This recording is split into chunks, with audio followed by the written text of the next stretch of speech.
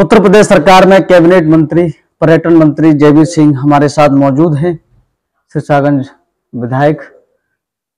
खास चर्चा करेंगे आज और हमारी पहली मुलाकात है, तो आज धन्यवाद, स्वागत है आपका। रहेगी हमारी सर आपके साथ। जी बताओ, स्वागत है सर। सबसे पहला सवाल पर्यटन को लेकर के है। जिस प्रकार से आपने काम किया उत्तर प्रदेश के अंदर पर्यटन को लेकर के, इलेक्ट्रिक बसें चली हैं उत्तर प्रदेश, हर जिले में इलेक्ट्रिक बसें चल रही हैं। हर सरकार महिलाओं के लिए किराया माफ कर रही है। क्या उत्तर प्रदेश में आप भी उसका हमको करने का काम कर रहे हैं? जहां जहां जब जरूरत होती है, जिन जिन ओकेशंस पर जरूरत होती है जी। हम सुविधाएं भी देते हैं जी। हम किराया भी माफ करते हैं महिलाओं को जी।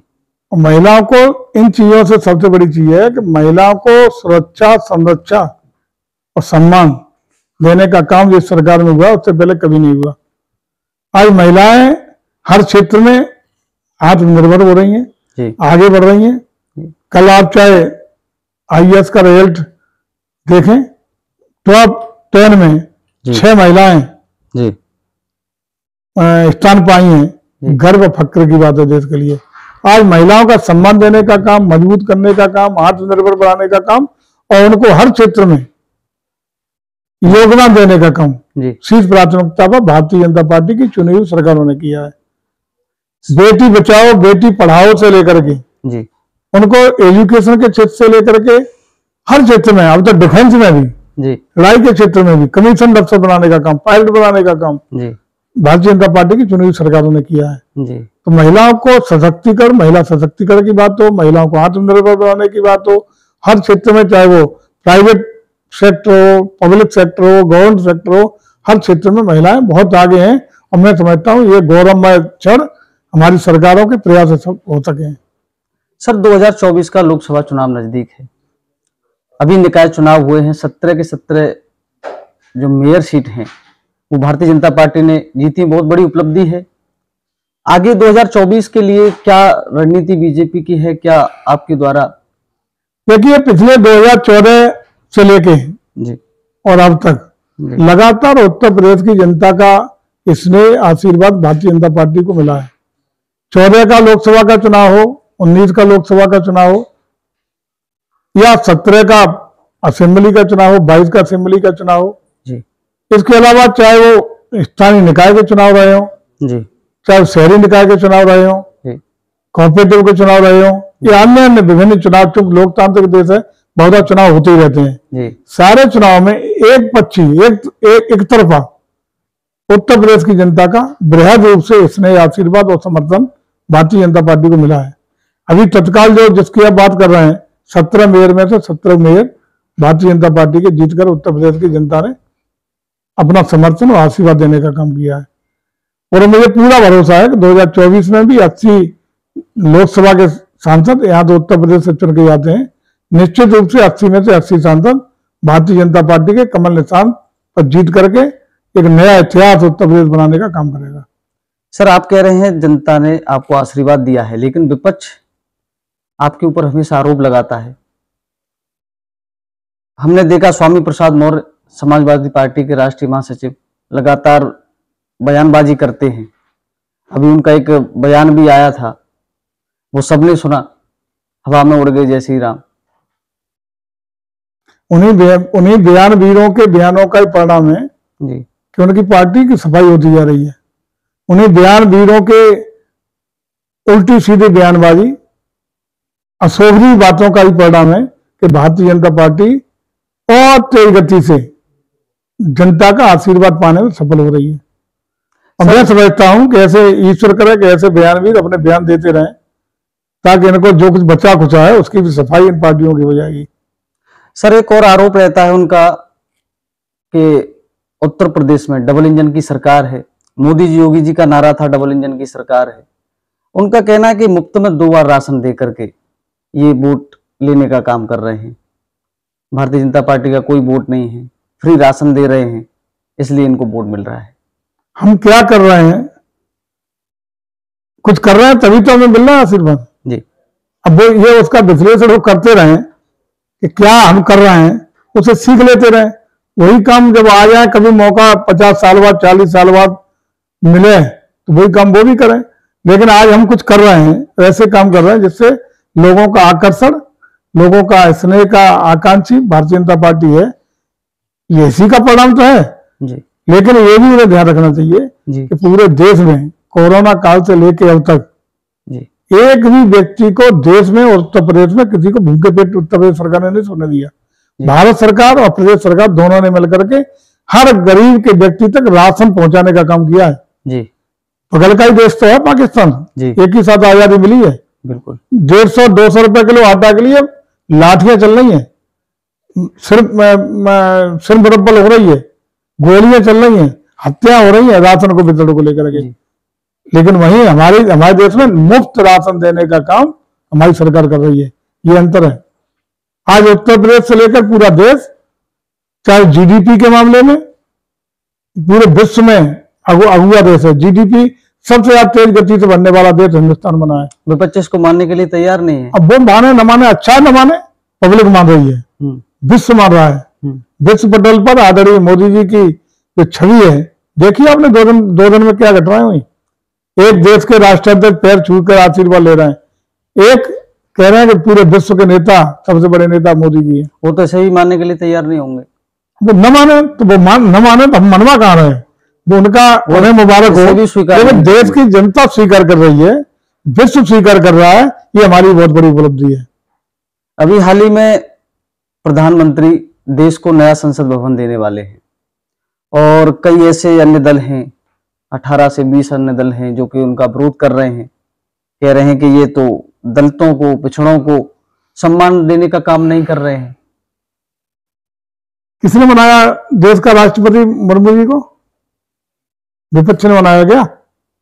इन्हें तो प्रत्याशी लगाया था, वोट डलवाने का काम किया। मुर्मू जी को राष्ट्रपति न बनने के लिए सतत रूप से प्रयास किया। ये कब से शुभचिंतक मुर्मू जी के हो गए? ये कब से शुभचिंतक आदिवासियों के, दबे कुचले शोषित पीड़ितों के हो गए? ये तो चिंता भारतीय जनता पार्टी करती है। दबे कुचले शोषित पीड़ित वंचित हर समाज के कोई भी हो, बिना किसी जाति धार्मिक भेदभाव के लोगों को जो पिछड़ा है।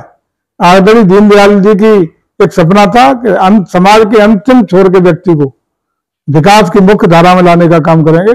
उस सपने को साकार करने का काम भारतीय जनता पार्टी की वर्तमान सरकार है, चाहे प्रदेश की सरकार हो या हमारे केंद्र की सरकार हो, वो कर रहे हैं। आदरणीय मोदी जी और योगी जी गरीब के घर तक आशा भरी किरणों से उनको प्रफुल्लित करने का काम कर रहे हैं, योजना देने का काम कर रहे हैं जी। राशन से लेकर के उनको आवास, उनको खाना, उनको पीना, उनको बिजली, उनको रसोई गैस, उनको पेंशन, उनको सुविधाएं, बेटी का विवाह, पढ़ाई लिखाई, सारा जन्म से मृत्यु तक की व्यवस्था उत्तर प्रदेश और केंद्र की सरकार कर रही है। इससे बड़ा शुभचिंतक दबे कुचले गरीब का कोई हो ही नहीं सकता। सर, इलेक्ट्रिक बसें आप लेकर के आए, पर्यटन की हम बात करें तो, और हर जनपद में, मैंने अभी आपको बताया कि हर जनपद में इलेक्ट्रिक बसें चल रही हैं और दिल्ली से आगरा के लिए भी बस चालू हो गई है। आगरा सबसे ज्यादा बाहर के जो विदेशी आते हैं, जो पर्यटक आते हैं ताजमहल का दीदार करने के लिए। हम बसें ही नहीं दे रहे जी, हम हेलीपोर्ट भी दे रहे हैं जी, नए नए एयरपोर्ट भी दे रहे हैं जी, डोमेस्टिक एयरपोर्ट भी दे रहे हैं, इंटरनेशनल एयरपोर्ट भी दे रहे हैं। हम एयर कनेक्टिविटी के साथ साथ हम एक्सप्रेस वे भी दे रहे हैं। हम 4 लेन और 6 लेन NHAI की रोड्स भी दे रहे हैं। हम वाटर वे भी दे रहे हैं और पर्यटकों को आकर्षित करने के लिए तमाम संसाधन सुविधा इंफ्रास्ट्रक्चर डेवलप करके उत्तर प्रदेश को देश का सबसे आकर्षक पर्यटन प्रदेश बनाने का काम कर रहे हैं। सर, आगरा का एयरपोर्ट अभी तक चालू नहीं हुआ है। चालू है, तो बहुत पहले चालू है। उसमें जो है आगरा में आपको जानकर खुशी होगी कि हम लोग हेलीपोर्ट बहुत जल्दी शुरू करने जा रहे हैं। अगले 3 महीने के अंदर आगरा में हेलीकॉप्टर में बैठिए, पूरा सर्किट का तीर्थों के दर्शन करिए, ताजमहल से लेकर के पश्चिम तक जाइए, टहलिए, घूमिए, ये सब सुविधाएं देने का काम कर रहे हैं। मथुरा में भी गोवर्धन पे हम लोग हेलीपोर्ट स्वीकृत कर दिए हैं। ये दोनों 3-4 महीने में चालू हो जाएंगे। इसका लाभ लीजिए और पश्चिम के हों, पूर्व के हों, मध्य के हों, 3 अलग सर्किट डेवलप करके हेलीपोर्ट की सुविधा दे करके पर्यटन के लिए पूरी व्यवस्था करने का काम कर रहे हैं। सर आखिरी सवाल में इस चर्चा को यहीं समाप्त करूंगा आखिरी सवाल के साथ। बसें जो चल रही हैं अभी डीजल की, जो पुरानी बसें थी वो काफी पुरानी हो चुकी हैं, क्योंकि इलेक्ट्रिक बस आ गई प्रदूषण कम करने के लिए।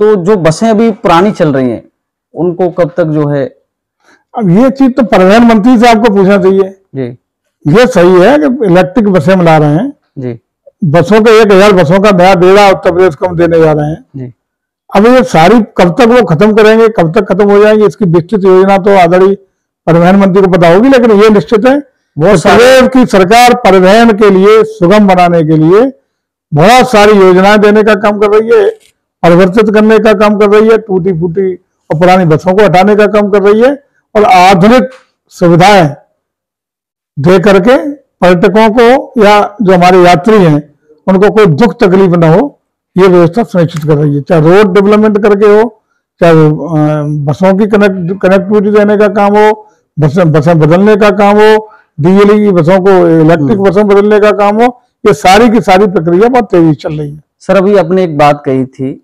आईएएस का जो रिजल्ट आया है जिसमें यूपी से टॉपर्स रहे हैं और एक कुरावली से सूरज सिंह के लिए आपके ट्विटर अकाउंट से उनको बधाई संदेश दिया गया है, युवाओं को प्रेरणा दी गई है, उसके लिए आप क्या कहें? देखिए ऐसा शख्स जिसके दोनों पैर कटे हों ऐसा शख्स जिसका एक हाथ भी ना हो एक हाथ में केवल 3 उंगलियां उस आदमी ने आईएएस क्वालिफाई किया उसके लिए व्यक्तित्व को प्रणाम करना चाहिए प्रेरणा स्रोत है नहीं भाई नौजवान पीढ़ी के लिए।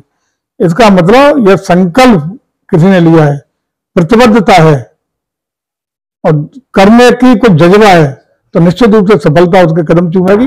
ये संदेश नौजवान पीढ़ी को देने का काम कुरावली के शख्स ने किया है इसके लिए हम लोग उसको प्रणाम करते हैं और ये हमारा गौरव का विषय है कि चूंकि मेरे विधानसभा क्षेत्र का वो व्यक्ति है वो नौजवान है ऐसे नौजवान को हम लोग कोर्ट से नमन और प्रणाम करते हैं और उसको आश्वस्त करते हैं कि जहां जहां उसको जरूरत होगी उस नौजवान के साथ युवाओं के लिए क्या संदेश रहेगा? युवाओं के लिए संदेश तो उसके कटिबद्ध होकर ऐसे ऐसे व्यक्तियों से ऐसे नौजवानों से ऐसे युवकों से प्रेरणा लें अपने जीवन में लक्ष्य को तय करके उसको छूने का प्रयास करें निश्चित रूप से सफलता उनके कदम चूमेंगे।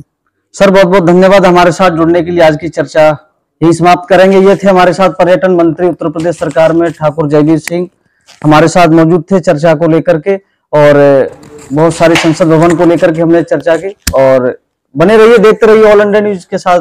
मेरे कैमरामैन सहयोगी रवि सिसोदिया के साथ Rahul Chauhan, all India news Lucknow.